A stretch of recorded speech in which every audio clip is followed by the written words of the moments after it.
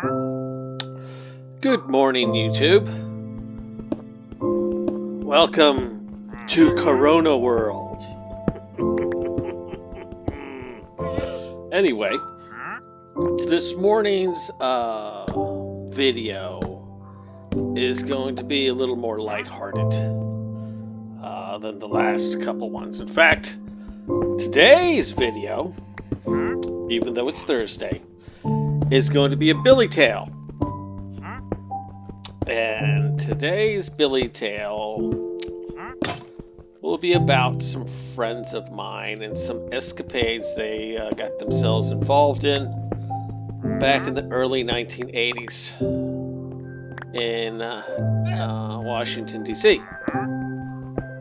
Now, to set the stage, if you will, Ronald Reagan is president, and the current event that has everyone, freaked out about is the bombing of the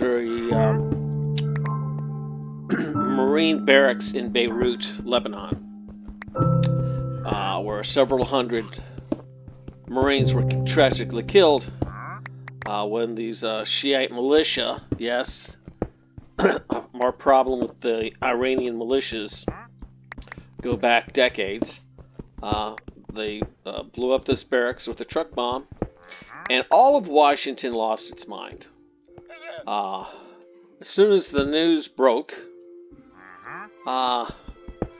the administration ordered all these dump trucks filled with sand to park in front of all the federal buildings in Washington, D.C. And then after a few days, they were replaced with Jersey barriers. And this was the first time that people went nutty nuts with security in Washington, D.C. Now, of course, everything that happened in the wake of that incident was nothing compared to what happened in the wake of 9/11 when they had, Humvees with machine guns on every frickin' street corner. That was just insane. Anyway, I'm getting sidetracked here. So anyway, it's been about a week or two since this has happened. The President Reagan, has gone on national television to explain to the country, to reassure the country that the adults are in charge and that actions have been taken to safeguard the security of the nation. Right? And he lists all the stuff that they did, the double security here and there. And of course, one of the places that he mentions in his speech, I think this was like a national speech, was that the security at Dulles International Airport had been doubled. Okay, he said that in the national speech. Okay, and the reason why I'm bringing that up right now is because it's central to the story. All right, now, I was not involved in this incident at Dulles Airport that I'm going to be discussing. And if anybody puts me in front of a grand jury, I will be more than willing to freely admit that I made the whole thing up. Okay? Or perhaps maybe my memory is faulty. Anyway, let's continue with the story. So, I'm a foreman for a construction company, and three of the people on my crew, all for some strange reason by the name of Bob, didn't show up for work on Monday. And I'm like going,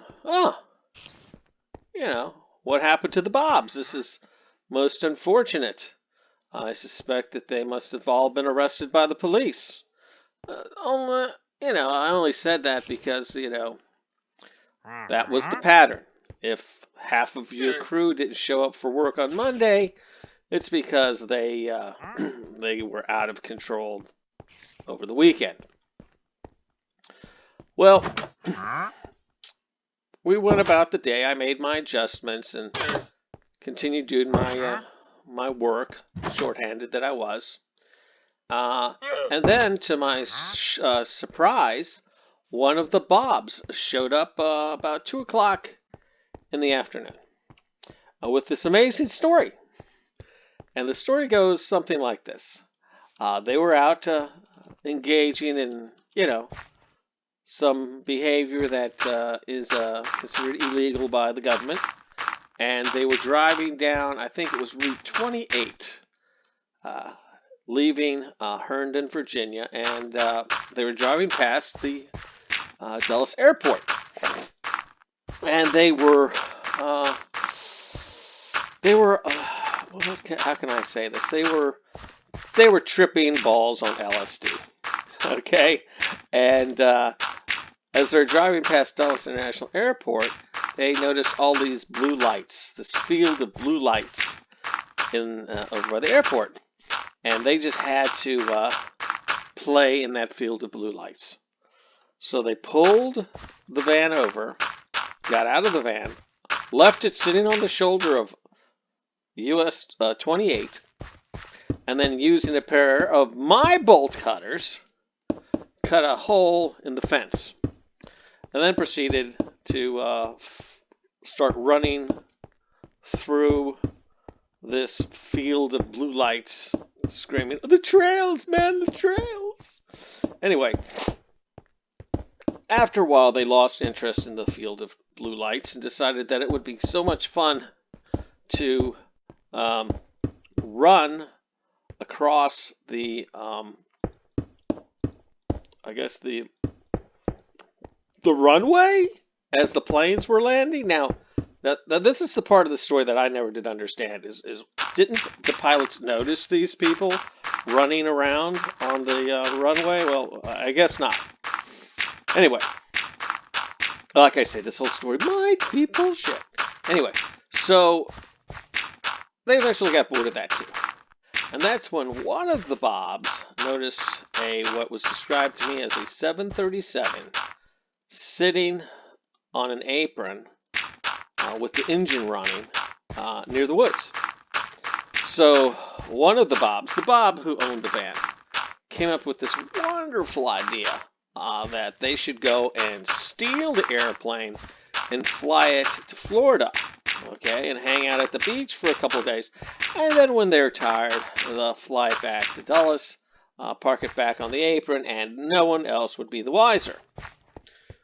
Well, one of the other Bobs thought that was a great idea. But the other Bob, the Bob that showed up for work Monday afternoon, he decided to pass. He wasn't that hot.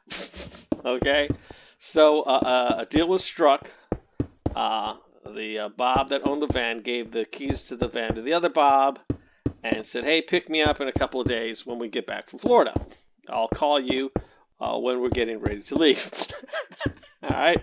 So the Bob that was left behind, he didn't leave right away. He was pretty convinced that if they actually got into the plane and got the brakes off, that they were going to die in a huge fireball, and he really wanted to see that happen.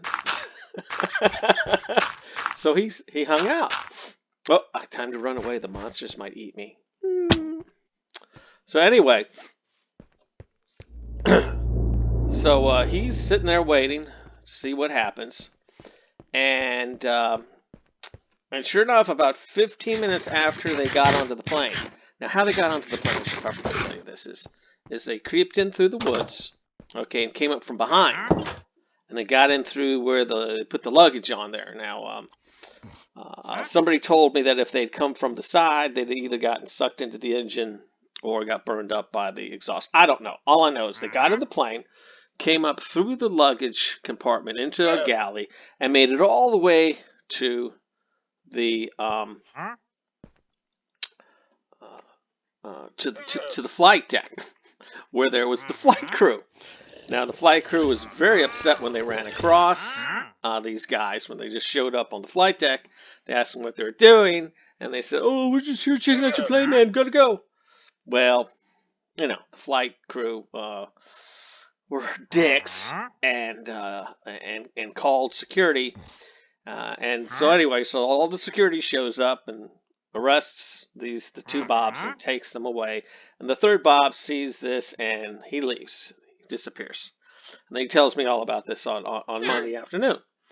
So I'm like going, well, I'm guessing that trying to steal an airplane is, I think that's probably worse than trying to steal a car. So I guess I'm not going to see those two Bobs for a while. So I started thinking about, getting more Bobs. When Tuesday morning rolled around, the other Bobs showed up on the job. And I'm like going, hey, why aren't you in jail? And they go, we can't tell you. They told us that we're not allowed to talk. And then I go like, I already know everything that happened, and I told them what the other Bob had told me.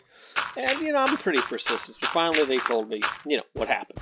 Okay, so what happened is they were arrested, and they were put in a holding cell, and then the FBI interrogated them for like 6 hours.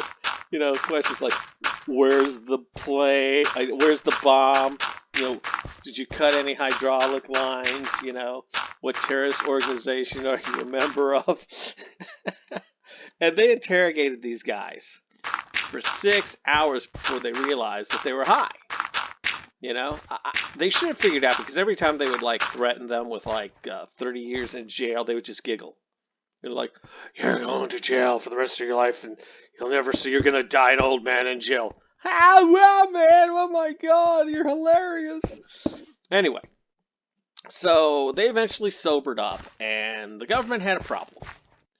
And the problem was, what are we gonna do about, these guys?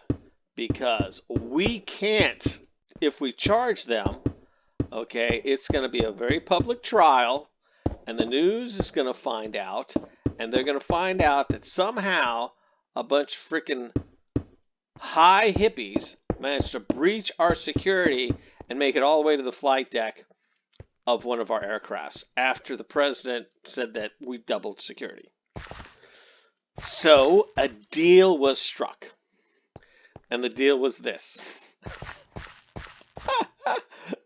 It was the exact same deal my friends got that hacked the Pentagon mainframe.